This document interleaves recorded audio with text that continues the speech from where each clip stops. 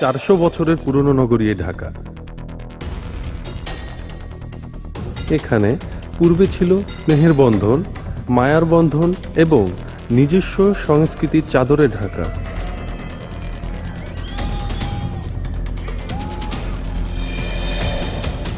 কিন্তু একবিংশ শতাব্দীর দ্বার প্রান্তে দাঁড়িয়ে স্নেহ, মায়া, মমতা এবং আমাদের নিজস্ব সংস্কৃতি যেন স্থান পেয়েছে জাদুঘরে।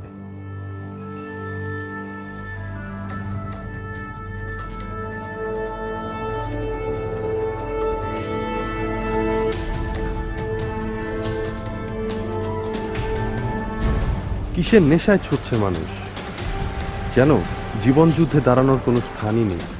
বর্তমান ঢাকা যেন রূপকথার এক নগরী। ইট পাথরের এই নগরীর প্রতিটি মানুষ যেন মুখ ঢাকা, মুখোশে ঢাকা। এজন্যই কি এর নাম ঢাকা? আজকের এই চলচ্চিত্রে এদেশের হাজারো ঘটনা থেকে একটি ঘটনাকে আমরা বেছে নিয়েছি। চলুন দর্শক, মুখ বন্ধ করে মনুষ্যত্বকে জাগ্রত করে আমরা ছবিটি উপভোগ করে আসি।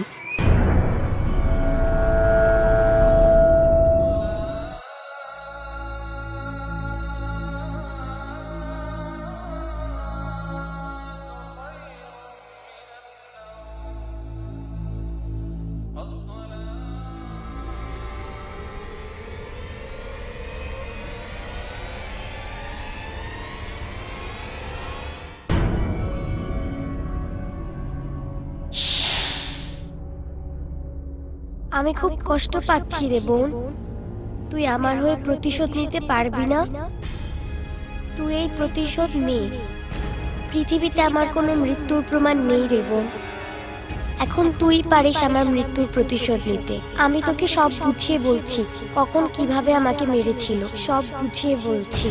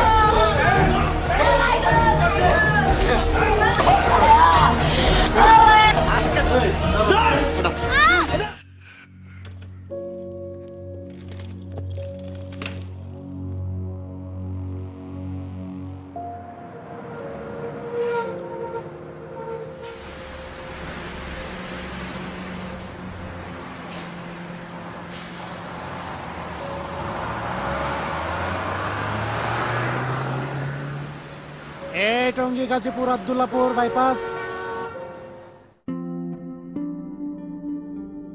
উস্তাদ যান।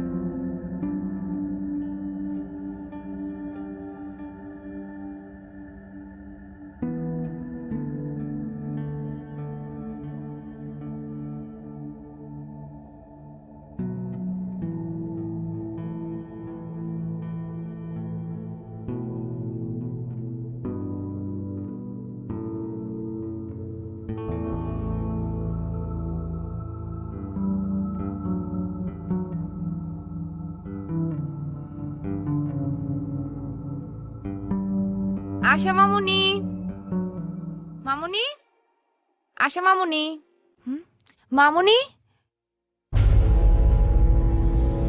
হ্যাঁ? সখিনা,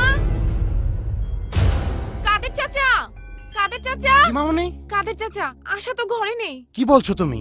আশা মামুনি রুমে নেই? হ্যাঁ কাদের চাচা, তুমি একটু দেখো না আশা নিচে আছে কিনা, প্লিজ একটু যাও না। আই তো দেখি। হ্যাঁ? কি করি? হুমায়ুন, মামা ভাড়া দেন, ভাড়া দেন।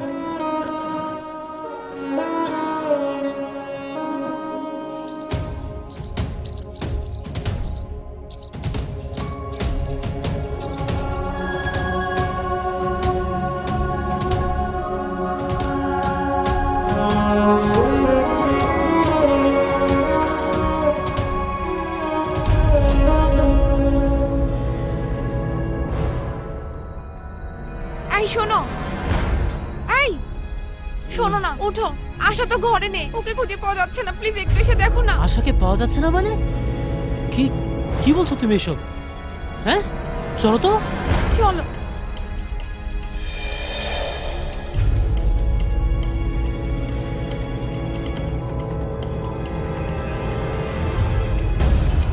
নিচেও তো নেই।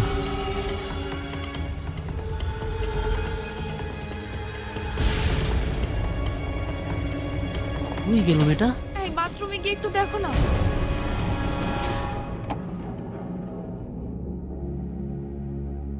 ও মাই গড, গেল কোথায়? মামা ভাড়া। এ আপা ভাড়াটা। এ মামুনি তোমার ভাড়াটা দেখি। তুমি জানো না ছোট বাচ্চাদের ভাড়া লাগে না, যাও এখান থেকে, ডিস্টার্ব করো না।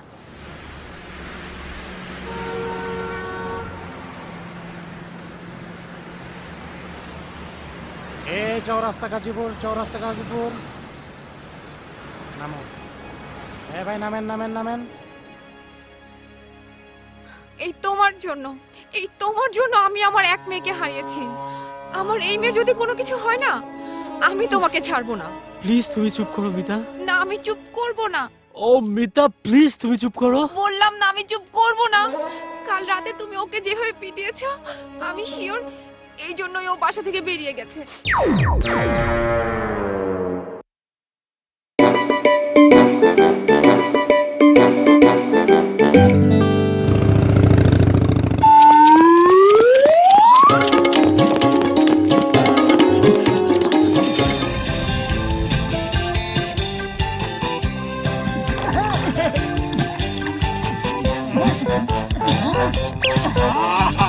झटका ये क्या? आप सलून खोलने वाले हैं क्या? नहीं यार, मैं तो बस बालों के ऊपर कुछ एक्सपेरिमेंट्स कर रहा हूँ यार। हाँ। তাড়াতাড়ি খাবারটা নিয়ে আয়, সাহেব আসার সময় হয়ে গেছে। আচ্ছা पतलू ये देखो, लग रहा हूँ ना hero type. I'm a super-sized gizmo-eyed gadget cat from the future. I've been sent back in time to take care of this guy. Nobody, but he's a master. And that's where I come in, to save the day with an amazing invention from my fourth-dimensional secret gadget puzzle. But things never turn out as planned. জীবনটা একটা ঘূর্ণি তোকে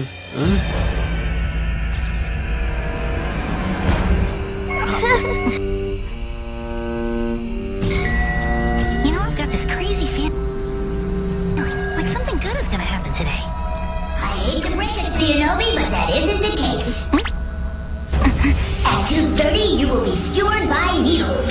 At 3:45, you will be roasted alive. What is this? What's এই that? মেয়ে এই তোকে একবার বলেছি না তুই রাত জাগবি না একবার বলেছি না তুই রাত জেগে টিভি দেখবি না কি হলো বলুন বাবাজি। একদম স্টপ একদম স্টপ বেয়াদব মেয়ে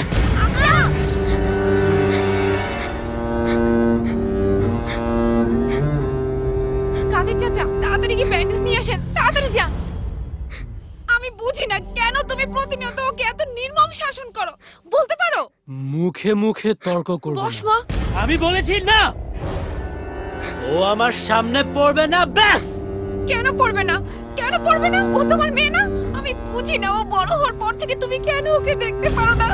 আমার কাছে জবাব চাও তাই না আমার কাছে জবাব চাও খবরদার খবরদার বলে দিচ্ছি আমার কাছে তুমি জবাব চাইবে না আশা হওয়ার পর তুমি ওকে দেখে কেন আটকে উঠেছিলে, বলতে পারো? কেন আটকে উঠেছিলে? আশাকে দেখলে আমার আমার মিথিলার কথা মনে পড়ে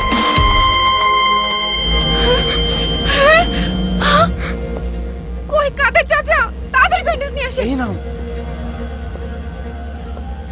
ওকে ওকে দেখলে আমার মিথিলার কথা মনে পড়ে মিথিলা এই তো, আমার এই মিথিলা তো হয়ে গেছে। কাদের চাচা, কাদের চাচা ওকে উপরে নিয়ে চলো।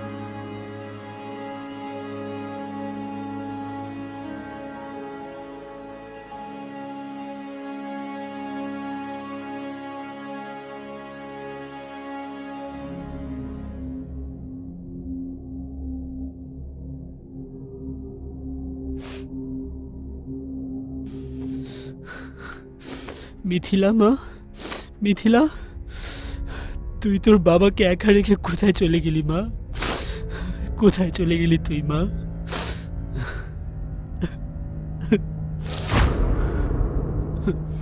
তোর এই বাবাকে একা ফেলে তুই কোথায় গেলি মা তুই কোথায় গেলি বাবাকে রেখে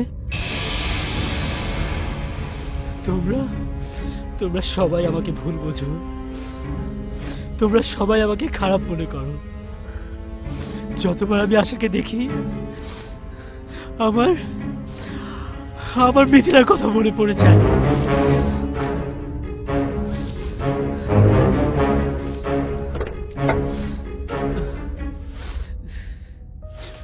আমি জানি তো, আমি বুঝতে পেরেছি তুমি যে এখনো মিথিলাকে ভুলতে পারোনি, আমি সেটা বুঝতে পেরেছি। আমি তোমাকে প্রমিস করলাম আমি ট্রাই করব যাতে আশা তোমার সামনে বারবার না আসে। মিতা বিশ্বাস করো যতবার আমি আশাকে দেখি শুধু মিথিলার কথা মনে পড়ে আমার বারবার শুধু মিথিলার কথা মনে পড়ে যায়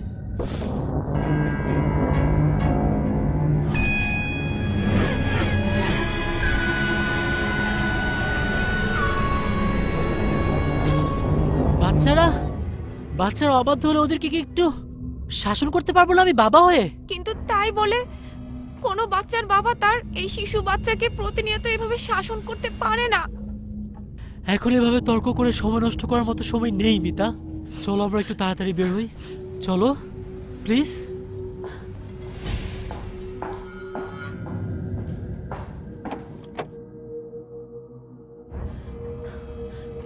হ্যাঁ ড্রাইভার সাহেব, আপনি তাড়াতাড়ি গাড়ি বের করেন, আশাকে খুঁজে পাওয়া যাচ্ছে না। তাড়াতাড়ি করো না। ঘড়িটা দাও, চলো।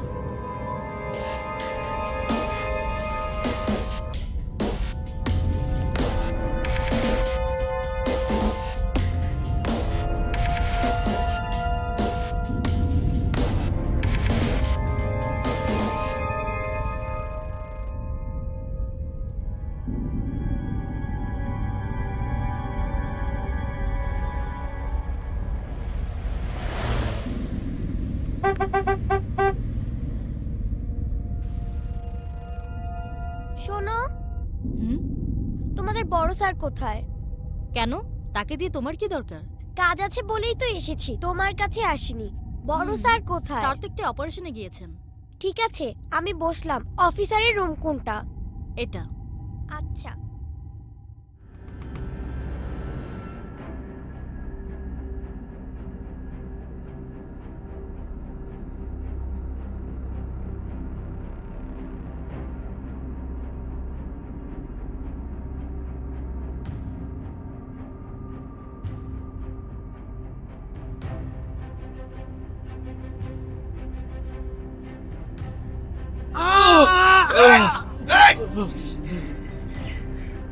অনেক অনেক কষ্টে তোদের ধরেছি। এই তোরা কি এতটুকু ছোট ছোট বাচ্চাদের ধরে তোরা কিডনি রক্ত বিক্রি করে এই তোরা কি শুকবাস? হ্যাঁ, তোদেরকে ক্রস মেরে দিলে মানবাধিকার প্রশ্ন তুলবে। তোদের কি করবো? তোদেরকে কিছু না করতে পারি, গুলি তো করতে পারবো। বল, এই কাজ তোরা কেন করেছিস? বল। বলছি এই দেশের সর্বোচ্চ ডিগ্রি অর্জন করেও আজ পর্যন্ত কোনো চাকরি পাইনি, কারণ মামা নেই, খালু নেই, টাকা নেই, পয়সা নেই।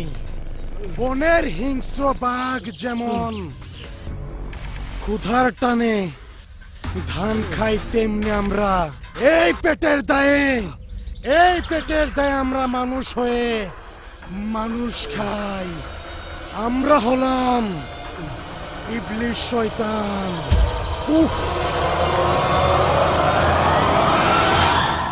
সমস্যা রে, সমস্যা। এই বল, বাচ্চাগুলোকে কোথায় রেখেছিস? বল, বাচ্চাগুলো কোথায়?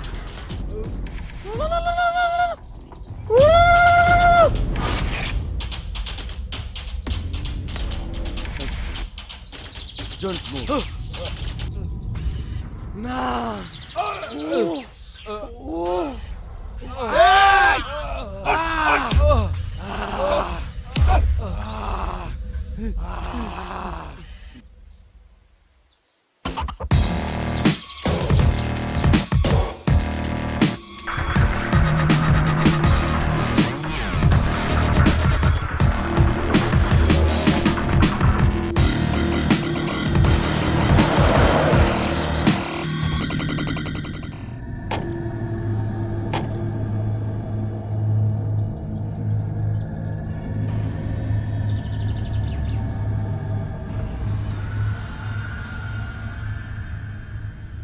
আশা, আশা, আশা, আশা, আশা, আশা, আশা, আশা।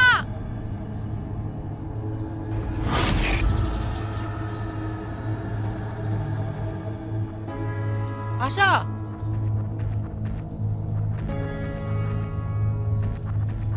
আশা, আশা, তুই কোথায় মা? মা আশা, কোথায় তুমি? ফিরে এসো মা, আমি তোমাকে কথা দিচ্ছি তোমার বাবা আর কোনোদিন তোমাকে মারবে না। আমি কথা দিচ্ছি, ফিরে এসো মা।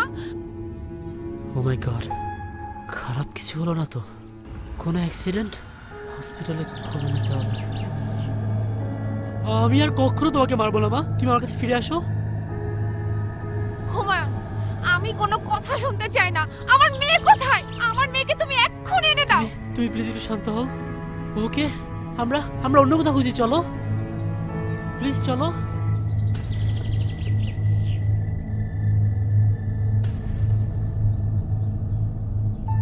তুমি কোনো টেনশন করো না মিতা, আশাকে আমরা খুঁজে পাবোই। আমি কিছু বুঝতে চাই না, তুমি শুধু আমার মেয়েকে এনে দাও। আমরা আমরা এখন হসপিটালে যাই, তারপর নয় থানায় যাবো।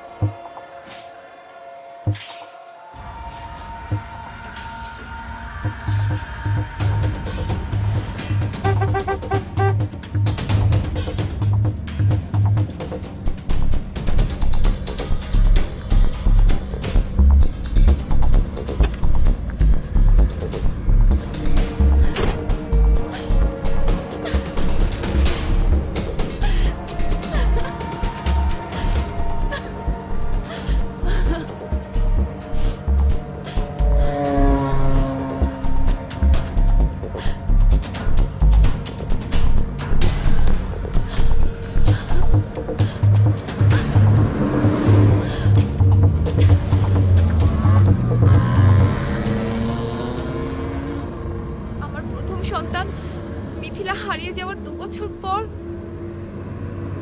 আশা একই রূপ নিয়ে জন্ম নেয়। আমি আশার দিকে তাকিয়ে আমার মিথিলাকে হারানোর দুঃখ ভুলেছিলাম। এখন আমি কি নিয়ে বাঁচবো বলো, কি নিয়ে বাঁচবো? প্লিজ প্লিজ তুমি একটু চুপ করো। আমার কি খারাপ লাগছে না বলো? আমার মনে হচ্ছে আশা আমাকে শিক্ষা দেওয়ার জন্য এসব করছে। বাসায় গিয়ে দেখবে ও বাসায় চলে এসেছে। সত্যি বলছো? তুমি সত্যি বলছো? হ্যাঁ। তাই যেন হয়।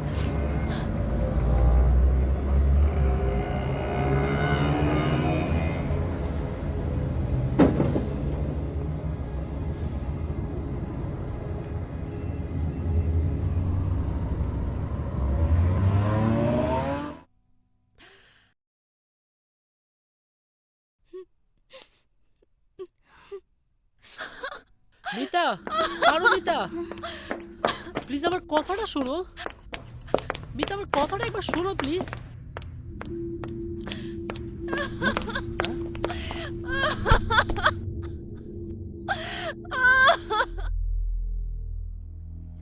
কি বাবু, তুমি কি আমার কাছে এসছো? হ্যাঁ। তুমি কি একাই এসছো? দেখতেই তো পাচ্ছেন একা এসেছি। আমাকে কিছু বলবে? বলবো বলেই তো এসেছি। কি বলবে শুনি? আমার বাবার বিরুদ্ধে একটা কেস ফাইল করব।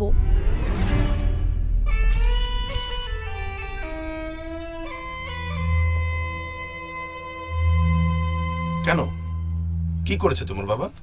সে প্রতিনিয়তই আমাকে কোনো কারণ ছাড়া মারধর করে। দুষ্টামি করলে বাবা মারা ছেলে মেয়েদের তো একটু শাসন করবেই। যাও, আমি আজকে তোমার সাথে গিয়ে আচ্ছা করে বকিতে আসবো। কোনো বাবা শিশু বাচ্চাকে এভাবে মারে? এই দেখুন না, আমার মাথা ফাটিয়ে দিয়েছে। মা বাধা দিলে তাকেও মারধর করে। তোমার বাবা তো খুব বাজি। চলো এক্ষুনি গিয়ে তাকে কষে শাসিয়ে দেব। না, আমি যাব না। আমার বাবার অতীত নিয়ে আমার কিছু অভিযোগ আছে। ওলে বাবা, এত রাগ?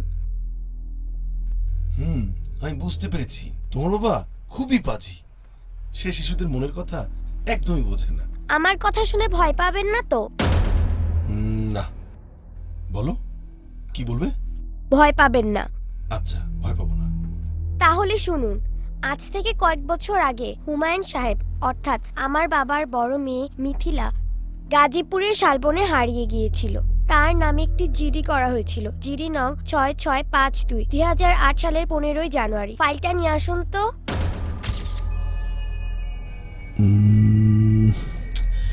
খুবই রহস্যজনক। শিশুটাকে তো অলৌকিক বাচ্চার মতো মনে হচ্ছে। আচ্ছা সাবরিন, ইয়েস স্যার। আমার রুমে একটু আসো তো। Okay sir.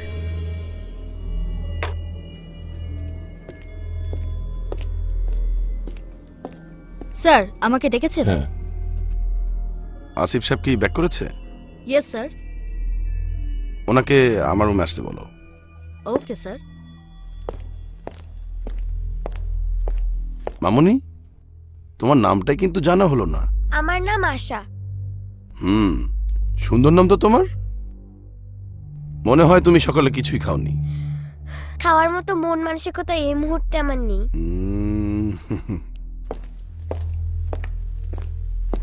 আমাকে ডেকেছেন স্যার?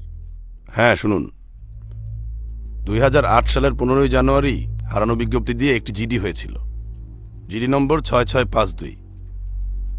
এই ফাইলটা নিয়ে আসুন। Yes sir. আর হ্যাঁ শুনুন, ওর জন্য একটা জুস এনে দিন। আহা, ডিস্টার্ব করবেন না, বললাম না খাওয়ার মতো মন মানসিকতা নেই আমার। ওকে যাও। Okay sir.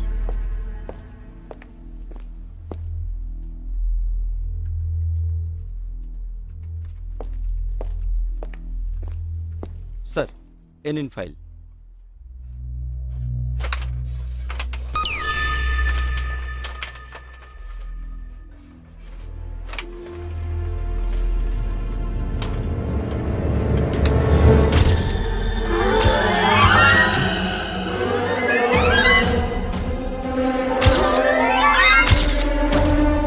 ও মাই গড,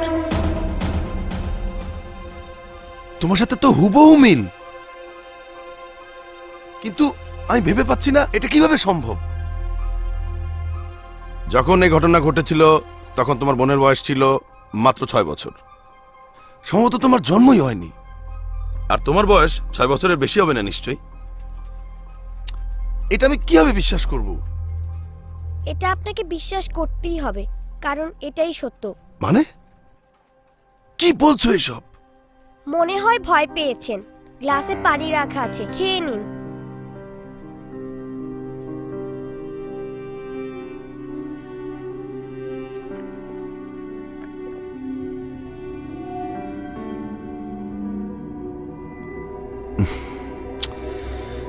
এসব কি বলছে মেয়েটা? ওই মেয়েটির খবর এই মেয়েটি জানলো কিভাবে? শুনেছি জিন মাঝে মাঝে ভালো মানুষের শরীরে ভর করে। আচ্ছা, এই মেয়েটা কোনো জিনপুরি নয় তো? শিট, কি ভাবছি, ওরা তো রাত্রে বিচরণ করে, কিন্তু এখন তো দিন। কি ব্যাপার অফিসার, চিমটি কাটছেন যে? ভাবছেন স্বপ্ন দেখছেন, এটা স্বপ্ন নয়, সম্পূর্ণ বাস্তব। কি বলে মেয়েটা? আচ্ছা বলো, তারপর কি? দেখুন, আমি কোনো ভূতপ্রেত নই, আমি একজন পবিত্র শিশু।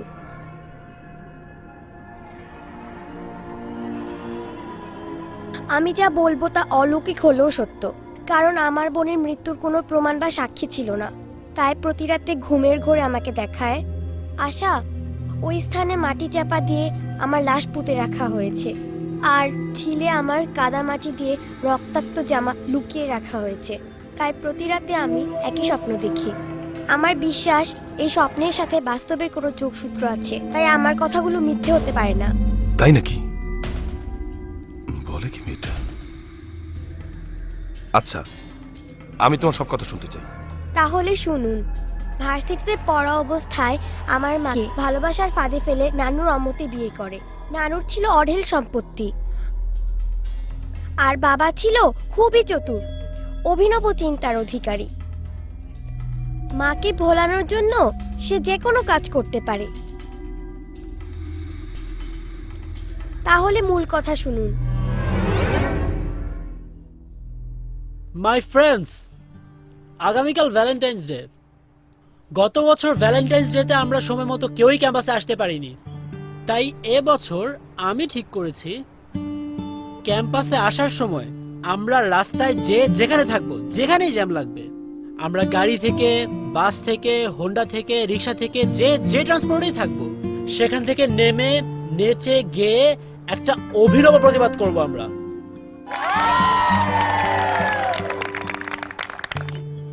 আমি ঠিক করেছি আজ আর বাড়ি যাব না, রাতে ক্যাম্পাসেই থাকবো। আমার সাথে থাকবে সজীব আর ললনা। পাগল নাকি? ছাড় তো, ওর মাথায় সব নতুন চিন্তা ভাবনা। ওকে বল, ও আমাকে যে প্রেমের প্রস্তাব দিয়েছে না, ও যদি এই প্রোগ্রামটা সাকসেসফুল করতে পারে তাহলে আমি ওর প্রস্তাবে রাজি। হুমায়ুন, তুই যদি তোর এই প্রোগ্রাম সাকসেসফুল করতে পারিস তাহলে পারমিতা তোর প্রস্তাবে রাজি আছে। ওকে, ডান। ডান। মাই ফ্রেন্ডস, এটা হবে শহরের জ্যামের বিরুদ্ধে আমাদের একটা ব্যতিক্রম প্রতিবাদ। আমরা কোনো ভাঙচুর করব না, কোনো অরাজকতা করব না। আমরা যেখানেই জ্যামে পড়বো সেখানেই বাস থেকে, গাড়ি থেকে, হোন্ডা থেকে, রিক্সা থেকে, যে ট্রান্সপোর্টে আছি সেখান থেকে নেমে নেচে গিয়ে প্রতিবাদ করব। সন্ধ্যায় আমরা আবার সবাই ক্যাম্পাসে মিলিত হব। আর আমার সাথে থাকবে যে আমার এই আইডিয়াকে চ্যালেঞ্জ করেছে, সেই পারমিতা। ওকে মাই ফ্রেন্ডস? ওকে।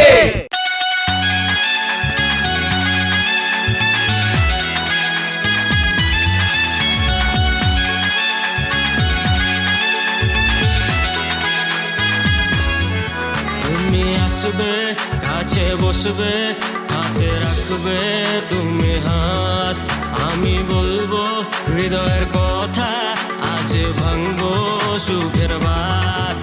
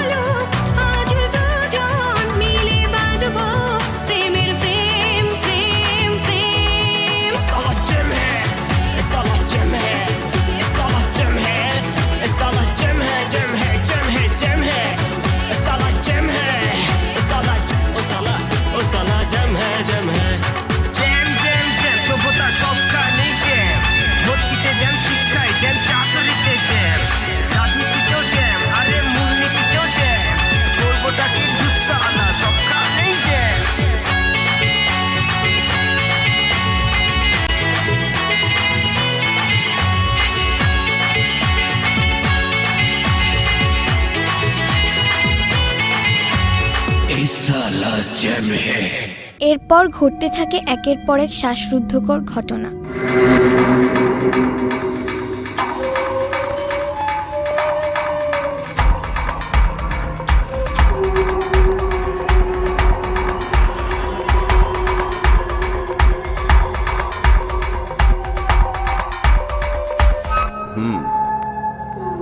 আচ্ছা আশা, তাহলে তুমি একটু বসো, আমি আসছি।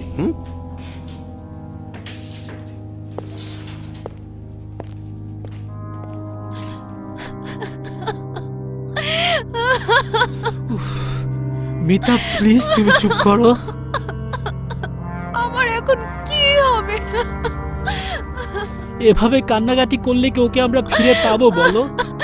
তুমি বলো আমি এখন কি নিয়ে থাকবো? আমি কি করব এখন? আমি এখন কি নিয়ে থাকবো?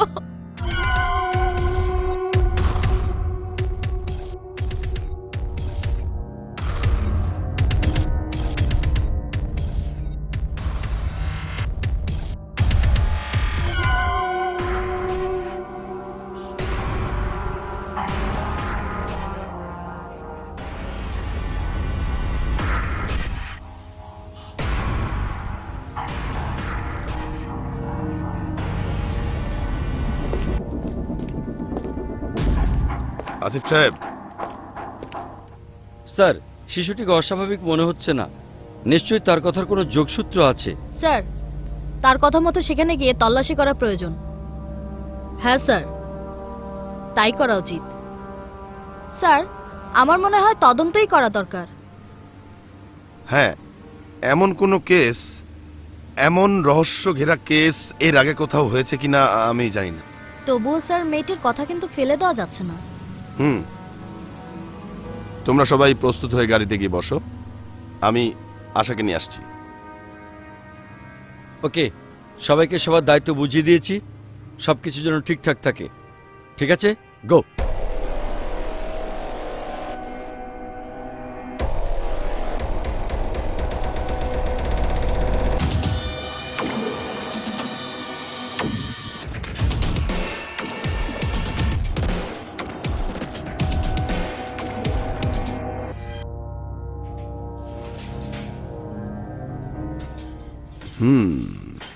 হ্যাঁ আশা, তুমি যা বললে তা খুবই বিস্ময়কর এবং অস্বাভাবিক, যা কোনো মানুষের কাছে বিশ্বাসযোগ্য হওয়ার মতো নয়। তা আমিও জানি বিশ্বাসযোগ্য নয়, কিন্তু আমি যা বলছি তা হুবহু সত্য। আমিও তাই ভাবছি। আমি অনেকদিন ধরে চেষ্টা করছিলাম আমার বাবার আসল চেহারা প্রকাশ করার, কিন্তু কোনোভাবে পেরে উঠতে পারছিলাম না। কেন? আচ্ছা আশা, এতক্ষণ তুমি যা বললে, কোথায় যেন তোমার বোনকে মাটি চাপা দিয়েছে, কোন ঝিলের মাঝে যেন তোমার বোনের কাপড়গুলো লুকিয়ে রেখেছে, এখন যদি আমি তোমাকে সেই শালবনে নিয়ে যাই, তাহলে কি তুমি সবকিছু নিশ্চিত করে বলতে পারবে? Yes officer. ওকে, চলো।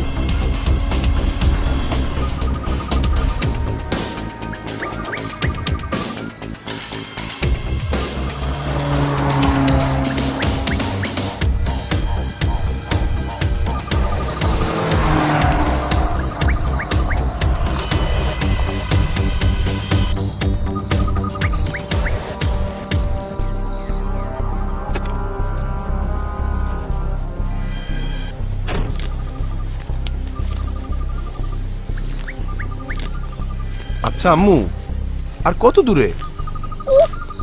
বলছি না সামনে। চলো।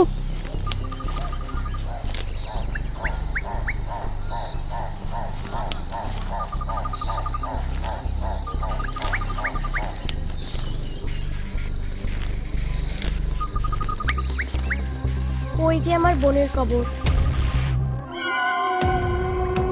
অফিসার আঙ্কেল, ওখানে আমার বাবার জুতো আর রক্তাক্ত কোদাল লুকানো আছে। Asif, yes sir. এই যান, চেক করুন। আপনারাও যান।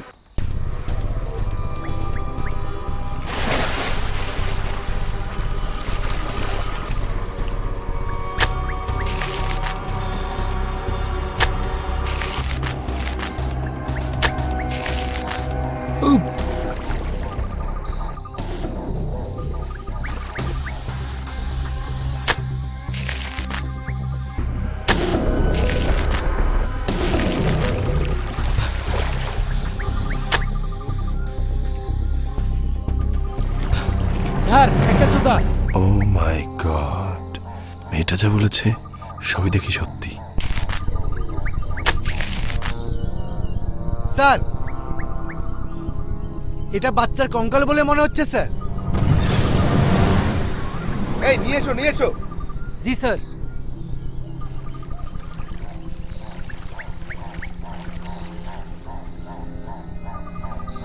আচ্ছা আশা, তোমাকে নিয়ে তো তোমার বাবা অনেক খোঁজাখুঁজি করেছে, তাই না? হ্যাঁ। আচ্ছা, তাহলে এখন যদি তোমার বাবাকে কল করি তাহলে নিশ্চয়ই তারা শালবনে ছুটে আসবে, তাই না? অবশ্যই।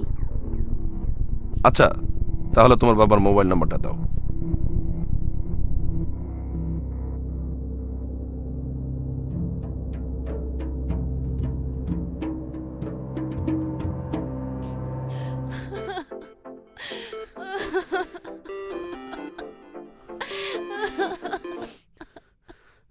হ্যালো, আপনি কি আশার বাবা বলছেন? আপনার মেয়েকে আমরা গাজীপুরের শালবনে খুঁজে পেয়েছি। এই শুনছো? আশাকে পাওয়া গেছে। কি সত্যি বলছো? কোথায়? দাঁড়াও দাঁড়াও, আমি আগে কথাটা শেষ করি। হ্যালো,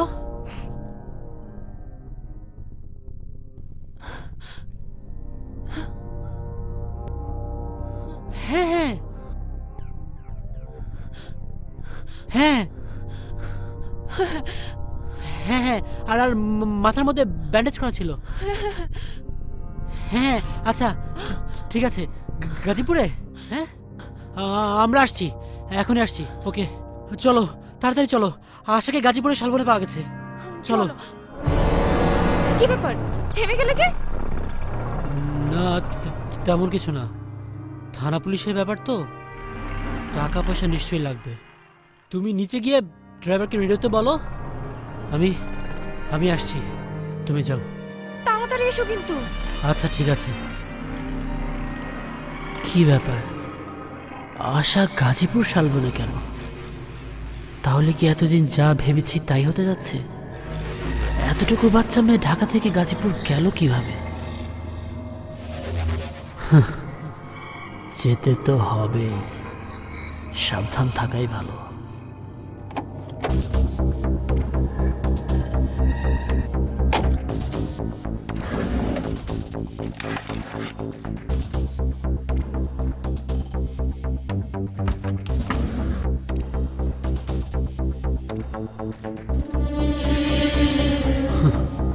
শুধু শুধু টেনশন করছি না তো, পথ ভুলে হয়তো গাজীপুরে গেছে।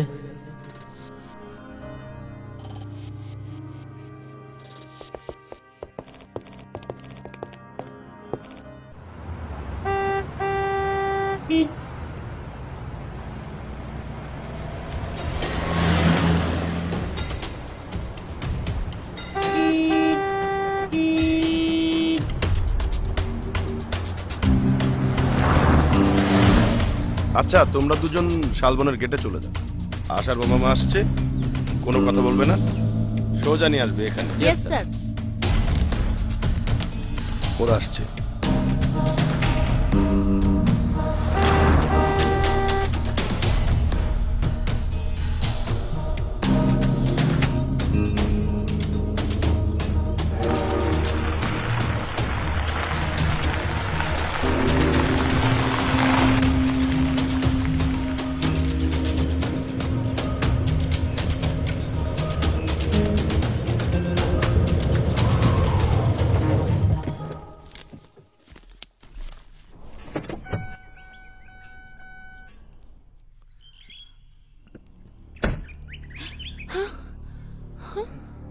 এ কি, এটাই তো সেই জায়গাটা। তাহলে কি যা ভেবেছি সেটাই হতে যাচ্ছে? আচ্ছা, ভয় পাচ্ছি কেন, দেখি না কি হয়। আমাকে ফোন করেছিল কে? আই মিন আপনাদের অফিসার কোথায়? বনের ভেতর আছে, আসুন। আশা, আমার আশা মামুনি কোথায়? সবাই আছে, মুভ।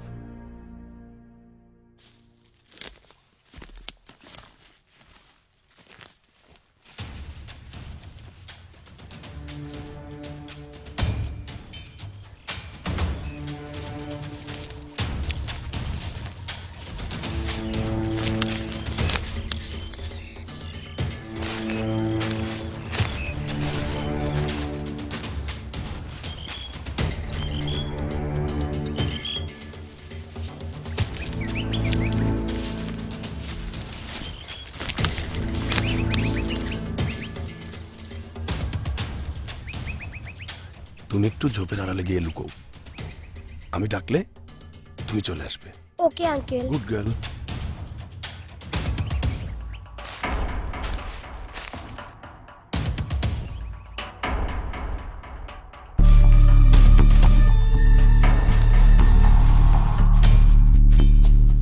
ওয়েলকাম ওয়েলকাম হুমায়ুন সাহেব, আপনাদের জন্যই ওয়েট করছি।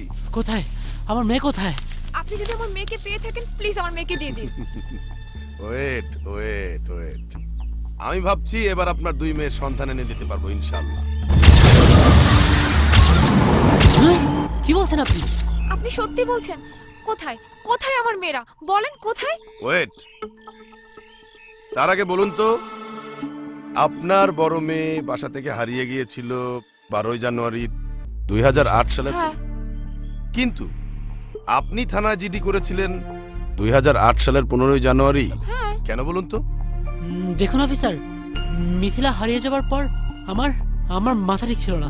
2 দিন অনেক খোঁজাখুঁজি করার পর বাধ্য হয়ে আমরা থানায় জিডি করি। আমরা আসলে পুলিশের ঝামেলায় যেতে যাচ্ছিলাম না। ওয়েট ওয়েট, পুলিশের ঝামেলা, এই তো? হোয়াটএভার, আপনার কথা আমি একটু পরে আসছি। আচ্ছা মিসেস হুমায়ুন, আপনার প্রথম মেয়ে হারানোর সময় আপনি তো নিশ্চয়ই গাজীপুরে থাকতেন, রাইট? জি অফিসার, চাকরির সূত্রে আমরা গাজীপুরে থাকতাম। আচ্ছা মিসেস হুমায়ুন, এখন আপনাকে কি কিছু ব্যক্তিগত প্রশ্ন করতে পারি? জি করুন। আপনি তো নিশ্চয়ই আপনার বাবার একমাত্র মেয়ে। জি। আচ্ছা, আপনার বাবা তো ঢাকা শহরের একজন নামকরা শিল্পপতি, ঠিক না? হ্যাঁ। আমি ভেবে কুল পাচ্ছি না, একজন ব্যাংক কর্মকর্তাকে আপনি কিভাবে বিয়ে করলেন? কি অভাব ছিল আপনার? ইচ্ছে করলেই তো অনেক শিল্পপতির ছেলে আপনার পায়ে মুখ টুপে পড়তো। অফিসার, আপনি কিন্তু এখন সীমা অতিক্রম করছেন। এই কেসের সাথে আমার ব্যক্তিগত জীবনের কি সম্পর্ক? 100% সম্পর্ক আছে। আপনাকে বলেছি না পুলিশের কাজে বাধা দেবেন না। এখন আপনি পুলিশের কাজ পুলিশকে করতে দিন, একদম চুপ। দেখুন অফিসার, আমার এখন এরকম কথা বলার কোনো মেন্টালিটি নেই। আমি এমনিতে অনেক ডিপ্রেসড আছি। আরে বাবা রে, আপনার ভালোর জন্যই তো এটা বলছি। আপনি চান না আপনার বড় মেয়ের হারানোর রহস্য উন্মোচিত হোক? অবশ্যই চাই। তাহলে নির্দ্বিধায় বলুন। তাহলে শুনুন, হুমায়ুনের সাথে আমার ভার্সিটিতে পরিচয়, ভার্সিটিতে আমাদের প্রেম, কিন্তু আমার বাবা কোনোদিন আমাদের এই প্রেমটাকে মেনে নিতে পারেনি। আমি বাবাকে অনেক বোঝানোর চেষ্টা করেছি, কিন্তু কোনোই লাভ হয়নি। বাবা বলতেন তিনি নাকি ঢাকা শহরে অনেক কষ্ট, শ্রম ও ত্যাগের বিনিময়ে সমাজে প্রতিষ্ঠা পেয়েছেন। আর হুমায়ুনের উদ্দেশ্যে তিনি বলতেন যে ছেলে কোনো মেয়ের উপর ডিপেন্ড করে সমাজে প্রতিষ্ঠা পেতে চায়, সেই ছেলেকে সে কোনো দিনও মেনে নেবে না। আমার মাঝে মধ্যে মনে হতো যে বাবা হুমায়ুনকে হয়তো সন্দেহ করছে। আমি বাবার কথায় অনেক প্রতিবাদ করেছি, কিন্তু কোনোই লাভ হয়নি। দাঁড়াও। কিছু বলবে বাবা? হ্যাঁ। কি বলবে বলো? হুমায়ুনকে, আই মিন হুমায়ুনের সাথে তোমার সম্পর্ক কি? হ্যাঁ বাবা, তোমাকে তো হুমায়ুনকে নিয়ে কিছু বলাই হয়নি। তুমি বিদেশে ছিলে ব্যবসার কাজে। বাবা, হুমায়ুনকে আমি ভালোবাসি, ওকে আমি বিয়ে করতে চাই। হোয়াট? কি বললি তুই? তুই ভাবিস না যে আমি বিদেশে ব্যবসার জন্য ঘোরাঘুরি করি বলে তোর কোনো খোঁজ খবর রাখি না। আর ওই ছেলেটা যার কথা বলছিস, হুমায়ুন, ওই ছেলেটা সম্পর্কে আমি খোঁজ খবর নিয়েছি। যে ছেলের বাবা মা নেই, অন্যের বাড়িতে লজিং থেকে লেখাপড়া করছে, এতিমখানায় বড় হয়েছে, যার জন্ম পরিচয় নেই। কি বললে বাবা? সে এতিমখানায় বড় হয়েছে, মানুষের বাসায় লজিং থেকে পড়াশোনা করেছে? তা আমি জানি বাবা, আর এই জন্যই আমি তাকে মন প্রাণ দিয়ে ভালোবাসি। তার মুক্ত চিন্তা চেতনা আমাকে মুগ্ধ করেছে। যদি কাউকে বিয়ে করতে হয় তাহলে আমি হুমায়ুনকে বিয়ে করব।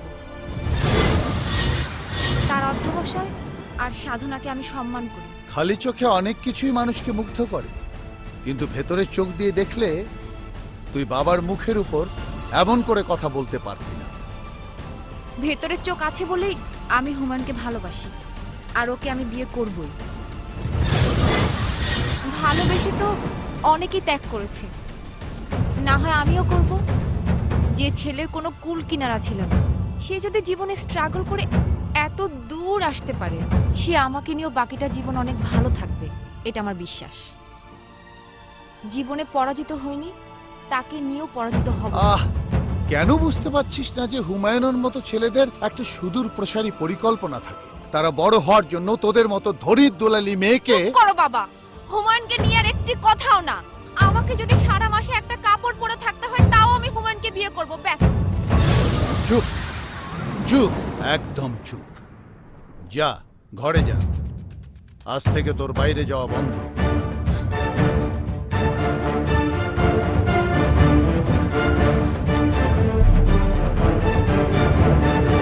ভেবেছিলাম আমি বাবার একমাত্র মেয়ে, বিয়ে হয়ে গেলেই বাবা সবকিছু মেনে নিতে বাধ্য। কিন্তু না, বিয়ে করার পর আমরা দুজন যখন বাবার সামনে যাই, তখন বাবা আমাদের পথ আগলে দিয়ে বলে,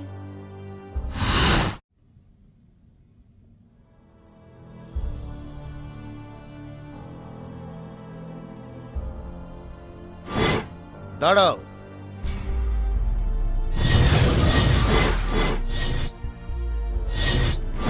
তুমি কি করে ভাবলে যে তোমার এই বিয়ে আমি মেনে নেব? বাবা, বাবা আমি তোমার একমাত্র সন্তান। হ্যাঁ, তুমি আমার একমাত্র সন্তান, আর সে কারণেই তোমাকে আমি তোমার মায়ের অভাব কোনোদিন বুঝতে দেইনি। তোমাকে স্বাধীনতা দিয়েছিলাম, আর সেই স্বাধীনতার মূল্য তুমি আমাকে এভাবে দিলে। বাবা, বাবা হুমায়ুন খুবই ভালো ছেলে। চুপ করো, ভালো মন্দ আমাকে শেখাতে এসো না। যে ছেলে লাজ লজ্জা ভুলে এক রাতের মধ্যে কোটিপতি হওয়ার লোভে বড়লোকের মেয়েকে প্রেমের ফাঁদে ফেলে, তাদেরকে আমার চিনতে হবে না। দেখুন, আপনি কিন্তু আমাদের ভালোবাসার অপমান এই করছেন। চুপ। ভালোবাসা, তাই না? বকেটে ছেলেদের ভালোবাসা আমি বুঝি। খুব সুদূর প্রসারী চিন্তা নিয়ে তুমি আমাদের পরিবারে ঢুকতে চাও, কিন্তু তা কখনো হবে না। সমাজে প্রতিষ্ঠিত হয়ে তুমি পারমিতার দাবি করতে আসবে। তোমার পৌরসত্বকে আমি ঘৃণা করি। বাবা, হুমায়ুন এখন আমার হাজবেন্ড, তুমি ওকে এভাবে অপমান করতে পারো না। Yes, I know. He is your husband, but I cannot accept it. বের হয়ে যাও আমার বাড়ি থেকে।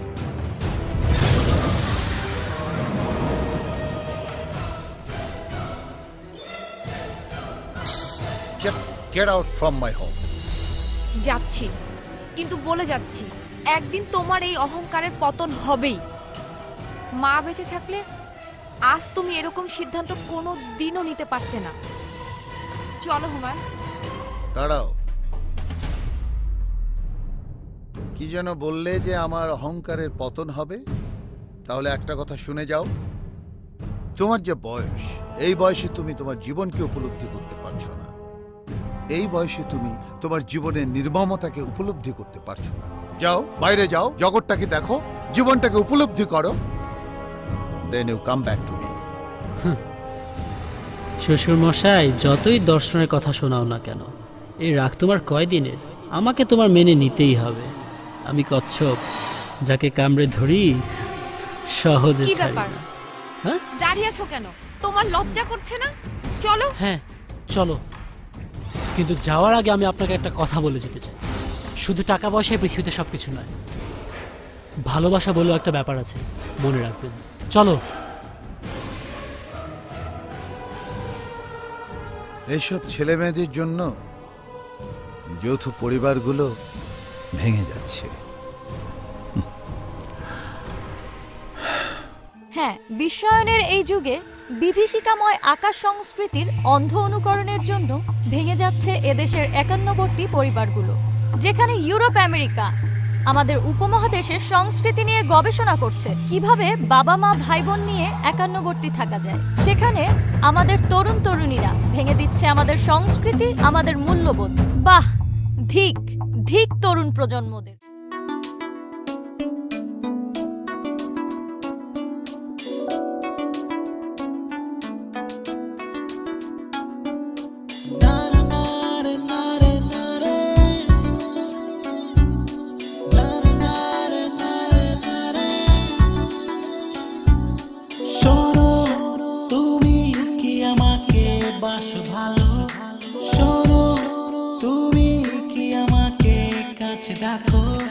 তোমার হৃদয়ে স্পন্দনকে তুমি প্রশ্ন করো, উত্তরটা তুমি পেয়ে যাবে।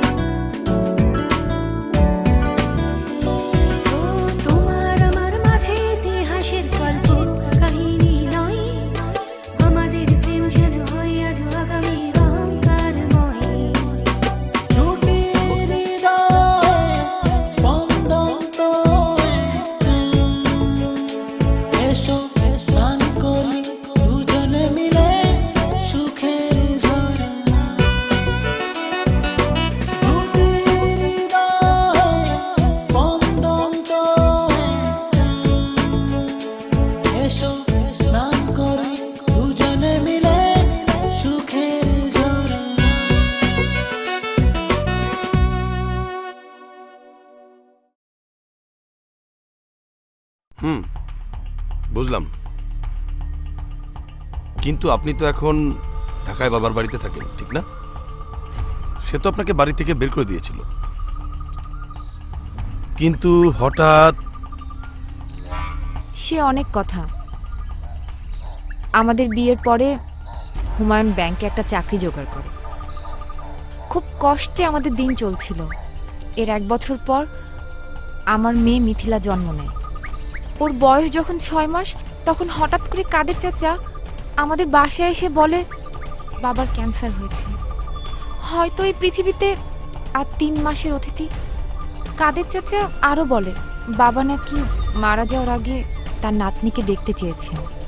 এই কথা শুনে আমি, হুমায়ুন আমার মেয়েকে নিয়ে বাবার কাছে ছুটে যাই।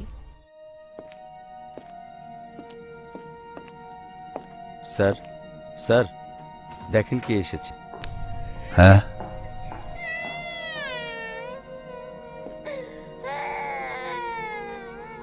বাবা, কি হয়েছে তোমার বাবা? আমাকে এই খবর না দিয়ে তুমি থাকতে পারলে? খবর আর দিতে পারলাম কই, তার আগে তো মরণ ব্যাধি আমাকে গ্রাস করেছে। নানু ভাই, কাঁদছো কেন নানু ভাই? আসো। সুমন বাবু, জামাইকে নিয়ে আপনি একটু বাইরে যান, ওকেও নিয়ে যান।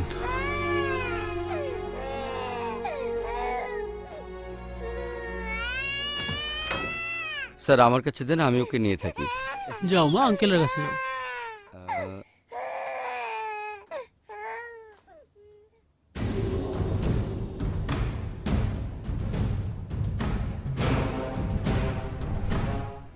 এই নে মা, 5 কোটি টাকার চেক। হুমায়ুনকে চাকরি ছেড়ে ব্যবসা করতে বলিস। বাবা, এসব রাখো তো, এগুলো পরে দেখা যাবে। তার আগে তুমি একটু সুস্থ হয়ে নাও। আর সুস্থ? বড়জোর আর 2-3 মাস বাঁচব। আমাকে আমার পিতার কাজটা করতে দে। আমি হুমায়ুনের জেদটা দেখতে চেয়েছিলাম যে ও এককভাবে প্রতিষ্ঠিত হতে পারে কিনা। তাই বলে ভাবিস না আমার অহংকারের পতন হয়েছে। কেন জানি না, আমি এখনো হুমায়ুনকে মেনে নিতে পারি না। বাবা, এসব রাখো তো, তুমি একটু শান্ত হও।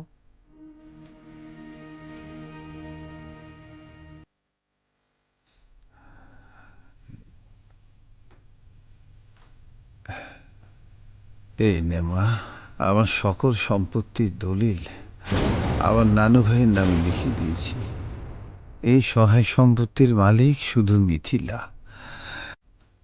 মিথিলার 25 বছর না হওয়া পর্যন্ত এই সম্পত্তি তোরা বিক্রি করতে পারবি না। তোদের কোনো কষ্ট করতে হবে না, দলিলে সব লেখা আছে। তোরা শুধু এর জিম্মাদার। শ্বশুর মশাই, এই দিনটির জন্যই তো আমি অধীর আগ্রহ অপেক্ষা করছিলাম। আমার সুদূর প্রসারী পরিকল্পনা আজ সার্থক। মারে, বলো। আমার কোনো কথাই তুই কোনোদিন মনোযোগ দিয়ে শুনিসনি। এখন মা হয়েছিস, আশা করি চিন্তায় ভাবনায় পরিবর্তন হয়েছে। এই মৃত্যু পথযাত্রীর শেষ কথাটা মনোযোগ দিয়ে শোন। মনে রাখিস, সম্পত্তি লাভ করার চেয়ে ধরে রাখাটা কঠিন।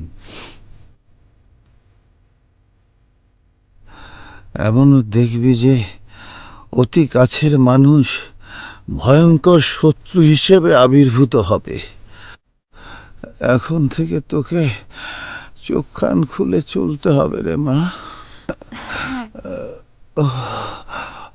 বাবা, বাবা, পানি দিবে বাবা? হ্যাঁ, পানি।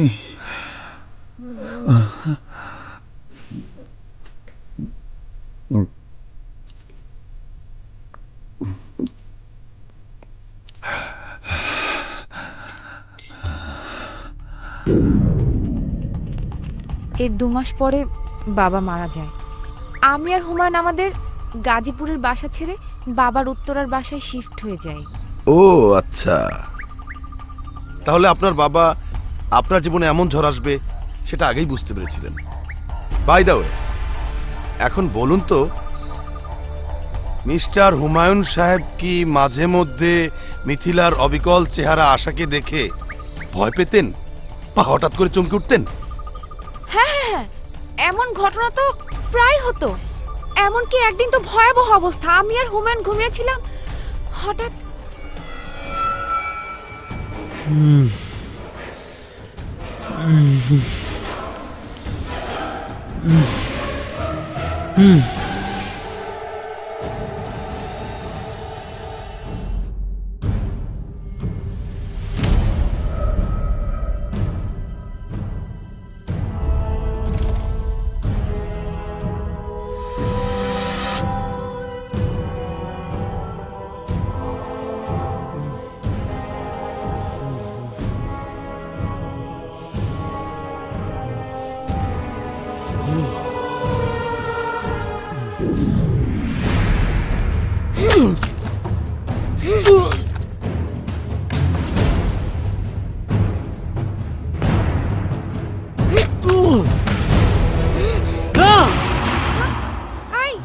কি হয়েছে তোমার?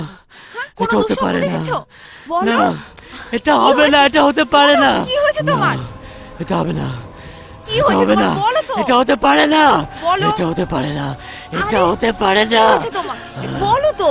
এটা হবে না, কি হয়েছে? এটা হবে না, বলবো না, তো। হতে পারে না। তুমি এটা আমাকে হতে বলো পারে না, না। হ্যাঁ হয়েছে কেন?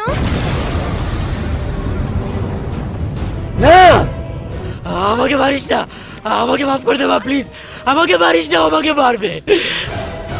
কি পাগলের মতো কথা বলছো তুমি? ও তোমাকে কেন মারতে যাবে? আমাকে মারিস না, আমাকে আমাকে পানি দাও, আমাকে পানি।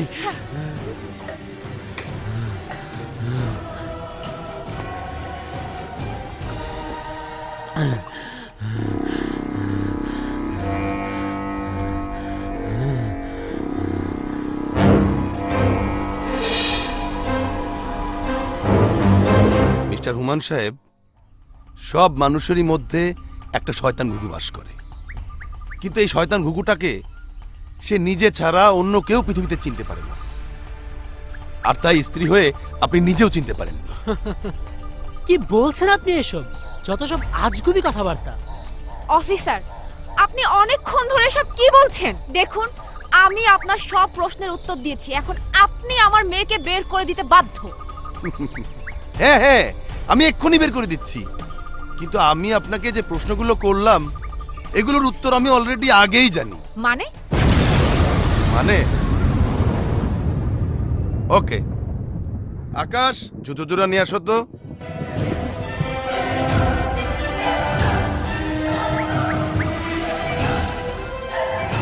দেখুন তো এই জুতো জোড়া চেনা যায় কিনা।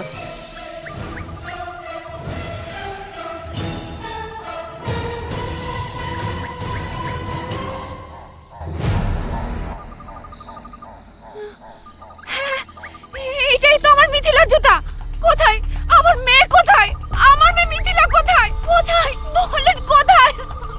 হ্যাঁ, সম্পত্তির লোভে মিথিলাকে বেড়ানোর কথা বলে নিয়ে গিয়ে এক হৃদয় বিদারক ঘটনা ঘটায়। অর্থাৎ আপনার এই স্বামী তাকে নির্মমভাবে খুন করে। স্টপ স্টপ অফিসার, আর কোনো কথা না, আমার কথা শুনুন। কোনো বাবা তার মেয়েকে নিজ হাতে খুন করতে পারে না।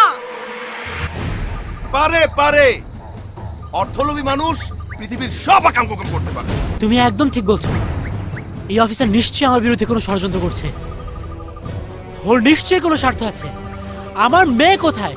কেন মিথ্যে বলে আপনি আমাদেরকে এখানে নিয়ে এসেছেন? এতক্ষণ আপনার কাছে শুনেছি, এবার আপনি আমার কাছে শুনুন। হুমায়ুন সাহেবকে তো আপনার বাবা 5 কোটি টাকার চেক দিয়েছিলেন, তাই না? জি। আচ্ছা, মিথিলাকে যে তার নানা সকল সম্পত্তির মালিক করে দিয়ে গিয়েছিলেন, ঠিক তার কতদিন পর আপনার বাবা মারা গিয়েছিলেন? তার কিছুদিন পরই। তাহলে শুনুন, সেই 5 কোটি টাকা দিয়ে একটা বিস্কুট কারখানা খুলেছিলেন আর ব্যাংক থেকে 10 কোটি টাকা লোন নিয়েছিলেন হুমায়ুন সাহেব। কিন্তু মাত্র 1 বছরের মাথায় সেই বিস্কুট কোম্পানিতে ধস নামে। আর এই ধস নামার পেছনে তার চারিত্রিক বৈশিষ্ট্যই সবচেয়ে বেশি দায়ী ছিল। বলেন কি? আমি তার স্ত্রী আর আমি এগুলোর কিচ্ছু জানি না। আপনি কিচ্ছু জানেন না? প্রতিদিন মদ, নারী এবং নেশা ছিল আপনার স্বামীর প্রধান নেশা এবং পেশা।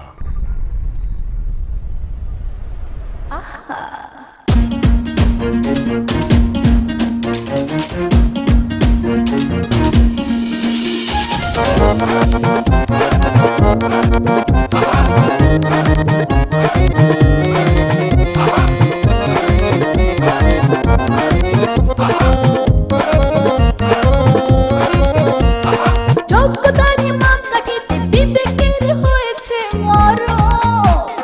ঘুমড়ে কাছে তাই সভ্য সমাজে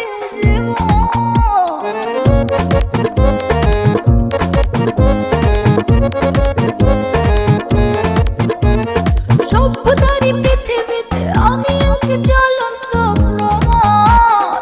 বাঁচতে হয়েছে দেহটাকে করে নিলাম। এই খেলাতে জয় না হলে জীবনটা হয়ে যাবে ফাঁকা।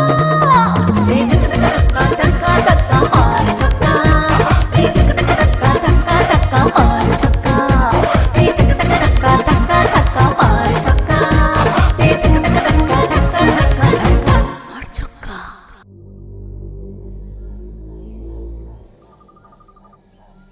আচ্ছা মিসেস হুমায়ুন, উনি তো প্রায় প্রতিদিনই গভীর রাত করে বাসায় ফিরতেন, ঠিক না? হ্যাঁ।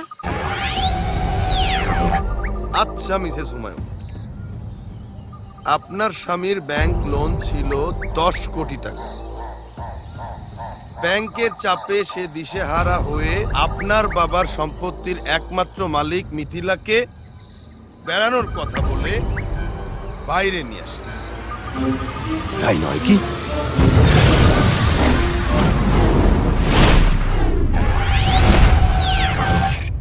মিস্টার হুমায়ুন, আপনার সকল ব্যবসা প্রায় ধ্বংসের দিকে। গত কয়েক বছর যাবত আপনি ব্যাংক ঋণ পরিশোধ করছেন না।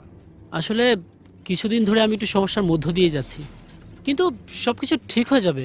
আপনারা আর অল্প কয়েকটা দিন একটু ধৈর্য ধরুন। আমরা আপনাকে অনেক সুযোগ দিয়েছি, ব্যাংক আপনাকে শেষবারের মতো সুযোগ দিচ্ছে। তা না হলে আইনি প্রক্রিয়ার সকল ব্যবস্থা নেওয়া হবে। আমার কথাটা একটু শুনুন। আপনার সকল কথা বলার সময় শেষ। মনে রাখবেন, সময় মাত্র 3 মাস।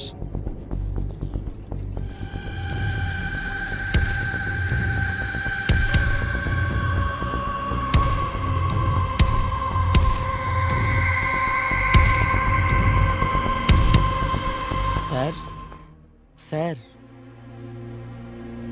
স্যার, স্যার, বাইরে পাওনাদারের লাইন জমে আছে, কি করব বুঝতে পারতেছি না। যদি 1 সপ্তাহের মধ্যে তাদের পাওনা টাকা পরিশোধ করা না হয়, তাহলে তারা পুলিশের আশ্রয় নিতে বাধ্য হবে। আমি এখন কি করব স্যার? আপনি আপনি ওদেরকে একটু বুঝিয়ে বলুন। আমি আর কয়েকদিনের মধ্যে ওদের সব পাওনা মিটিয়ে দেব। আপনি আপনি এখন একটু যান, ওদেরকে একটু বুঝিয়ে বলুন। ওকে স্যার, ওকে। আরে দোস্ত, কি খবর? মাথায় হাত দিয়ে কি ভাবছিস? হঠাৎ জরুরি ফোন? দোস্ত, আমি খুব ইম্পর্টেন্ট একটা কাজে তোকে দেখেছি। তোকে দেখে তো খুব টেনশনে আছিস মনে হচ্ছে। আচ্ছা, সব খুলে বলতো। আমি তোকে সব কিছু বলছি দোস্ত।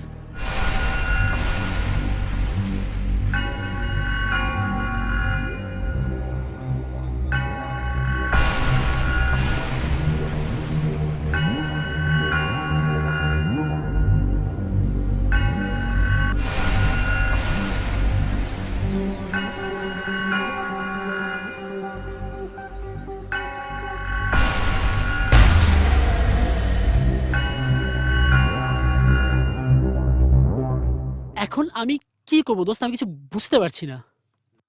দাঁড়া দাঁড়া, 1 মিনিট। আমি শুনেছি তোর মেয়ে, কি জানি নাম তার?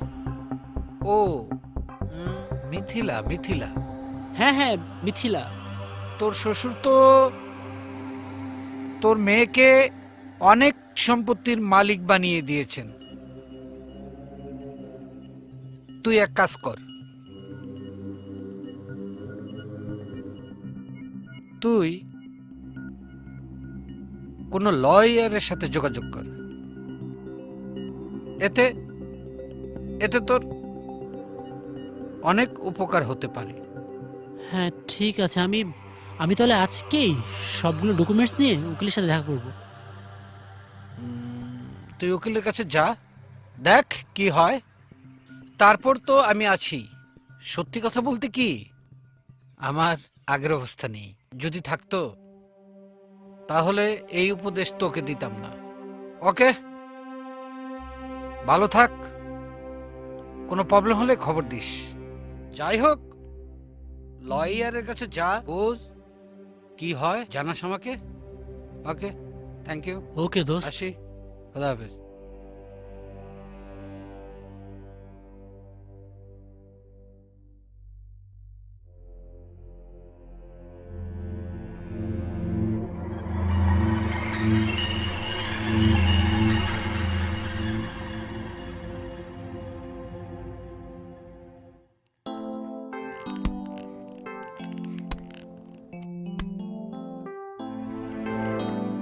মিথিলা, মামুনি।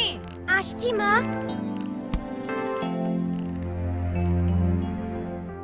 মিথিলা।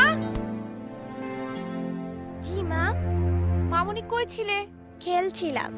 আচ্ছা শোনো, আমার শরীরটা না খুব খারাপ লাগছে, তুমি খেলো, আমি একটু ঘুমাই। তোমার পাপা আসলে তুমি আমাকে ডেকে দিও। ঠিক আছে। ওকে, যাও।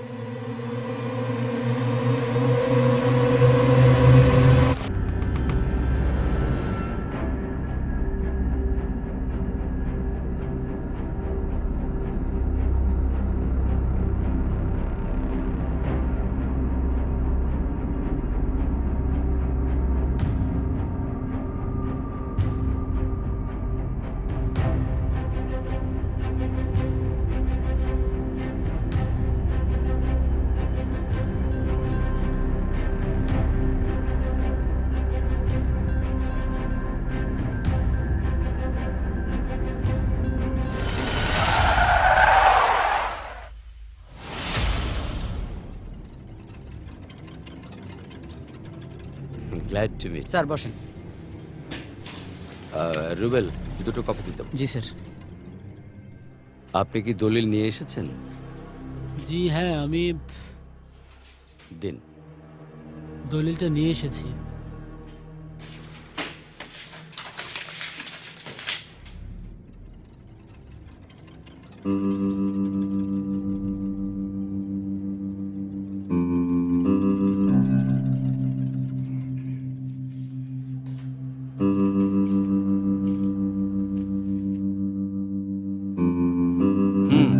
পড়লাম।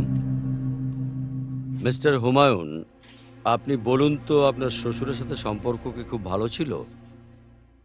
না, আসলে খুব একটা ভালো ছিল না ওনার সাথে সম্পর্ক। কেন? আসলে আমি আর আমার স্ত্রী আমরা প্রেম করে বিয়ে করেছি, তাই আমার শ্বশুর কখনোই আমাদের সম্পর্কটা মেনে নেয়নি। দলিলের লেখা দেখে তাই বুঝতে পারলাম। দেখুন মিস্টার হুমায়ুন, মিথিলার নানা আপনার শ্বশুর যেভাবে মিথিলাকে উইল করে গেছেন, মিথিলার বয়স 25 না হওয়া পর্যন্ত কেউ তার সম্পত্তি অথবা ব্যাংক অ্যাকাউন্টে হস্তক্ষেপ করতে পারবেন। তবে আল্লাহ না করুক মিথিলার যদি কিছু হয়ে যায়। কিছু মানে? অর্থাৎ মিথিলার মৃত্যু হলে আপনি নয়, সকল সম্পত্তি হয়ে যাবে আপনার স্ত্রীর। আপনার মেয়ে মিথিলার 25 বছর না হওয়া পর্যন্ত এই দলিলের কোনো কার্যকারিতা নেই। আচ্ছা, ধন্যবাদ আপনাকে। আমি আপনার সাথে আবার যোগাযোগ করব। ওকে, তাহলে ঠিক আছে, উইশ ইউ গুড লাক। আসি।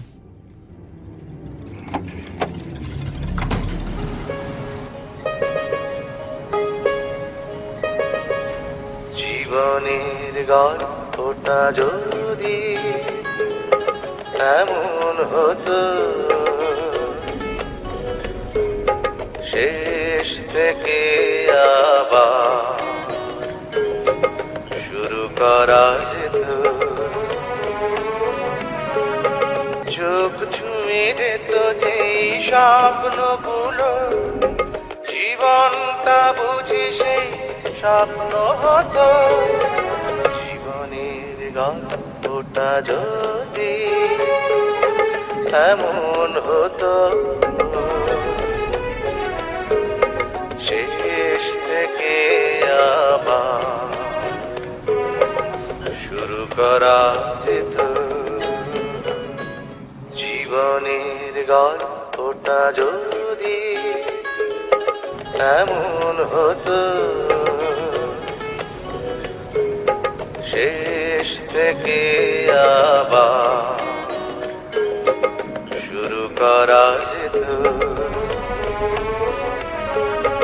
চোখ ছুঁয়ে যেত যে।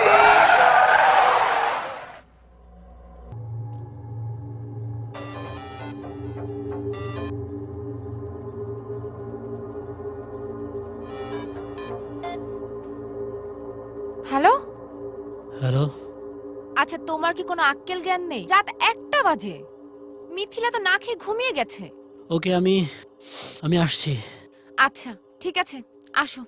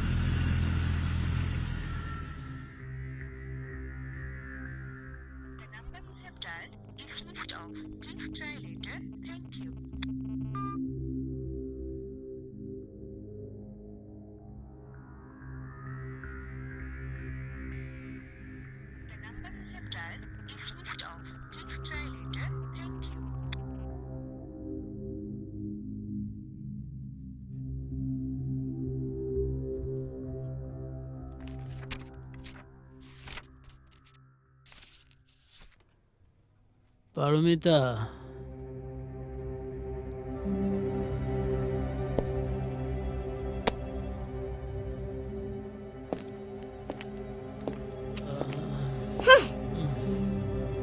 আজও মদ খেয়ে বাসায় এসেছো? হ্যাঁ, তোমার দিন দিন কি পরিবর্তন হচ্ছে? আমার মেয়ে কই? আমার মেয়ে কই? থাক, হয়েছে। এই মুখ দিয়ে আমার মেয়ের কথা জিজ্ঞেস করতে হবে না। আমার মেয়ের কথা আমি জিজ্ঞেস করব না? হ্যাঁ, আমার মেয়ের কথা আমি জিজ্ঞেস করব না? খবরদার, এই অবস্থায় তুমি আমার মেয়ের কাছে যাবে না। আমি চাই না ও তোমাকে এই অবস্থায় দেখুক। একটাই মেয়ে আমাদের জীবনে, কোনোদিন তুমি ওকে বেড়াতে নিয়ে গেছো? আর মাঝরাতে একদম দরদ উতলিয়ে পড়ছে। হ্যাঁ, আমি আমি আমার আমার মেয়েকে নিয়ে ঘুরতে বের হব। আমার মেয়েকে নিয়ে আমি কালকেই ঘুরতে বের হব। সারাদিন ঘুরে বেড়াবো আমার মেয়েকে নিয়ে।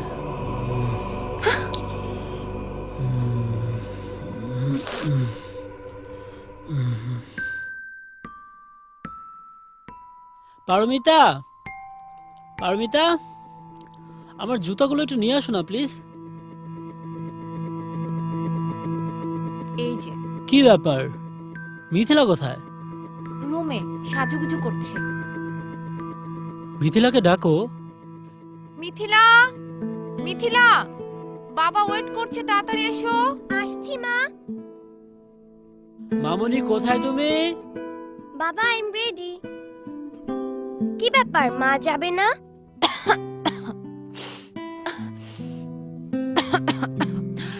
তুমি যাচ্ছ না? শরীরটা খুব খারাপ লাগছে। ঠান্ডা লাগিয়েছো তুমি?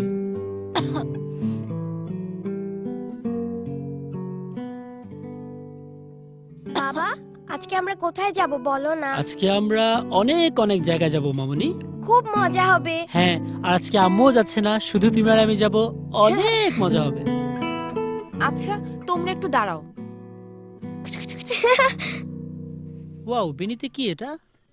আচ্ছা শোনো, এখানে কিছু ওষুধের নাম আছে, ওষুধগুলো নিয়ে এসো। ঠিক আছে, আমি নিয়ে আসবো। আর তুমি একটু শুয়ে রেস্ট নাও, ওকে? আমরা তাহলে এখন উঠি। ওকে চলো মা, তুমি রেস্ট নাও গিয়ে। আচ্ছা টাটা, বাই বাই।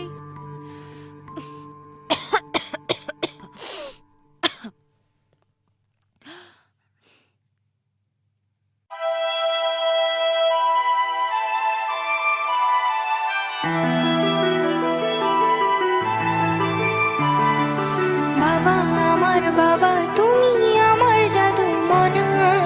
বাবা আমার বাবা তুমি আমার জাদু মনা। খুকু আমার খুকু হৃদয় জুড়ে আছে শুধু, খুকু আমার খুকু হৃদয় জুড়ে আছে শুধু। বাবা আমার বাবা তুমি আমার জাদু মনা। বাবা আমার বাবা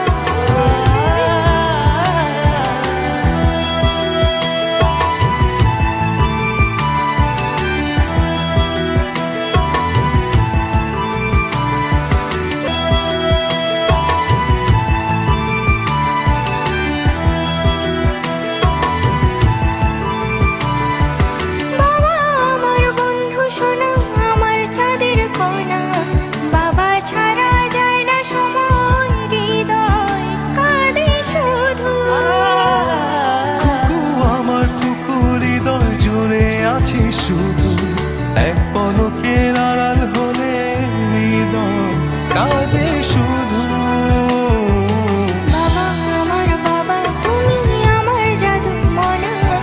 বাবা আমার বাবা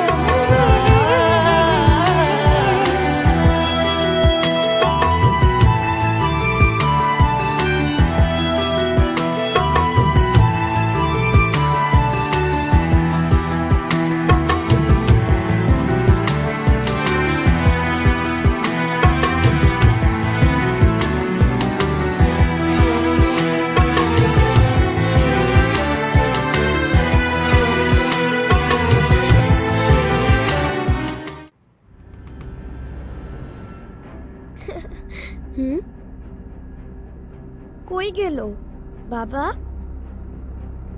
বাবা বাবা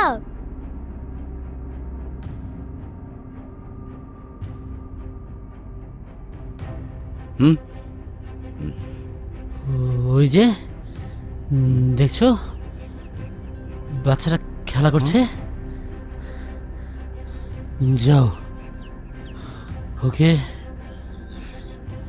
ওকে গুলি করে আসো। কি? 1 মিনিট, আপনি বলেছিলেন একজনকে গুলি করতে হবে, আর এখন বলছেন একটা শিশুকে? পেশাদার খুনি হতে পারি, কিন্তু সাহেব শিশুদের বুকে গুলি চালায় না। আপনাদের উপর মহলের সুখ সুবিধার জন্য আমাদের খুনি হতে হয়। আমি কোমলমতি শিশুর বুকে কখনোই গুলি চালাতে পারবো না। ও তুমি টাকা নিয়েছো মানুষকে খুন করার জন্য, ওকে খুন করার জন্য আমি তোমাকে টাকা দিয়েছি। যাও ওকে গুলি করে আসো, যাও। টাকা টাকা, এই টাকা না, এই টাকা, এই নিন আপনার টাকা। ধরুন, এই নিন আপনার অস্ত্র। যদি পারেন আপনার নিজের অস্ত্র দিয়ে আপনি নিজেই গুলি করেন। লোভ যে মানুষকে কত নিচে নামায় তা আপনাকে দেখলেই বোঝা যায়। ছি!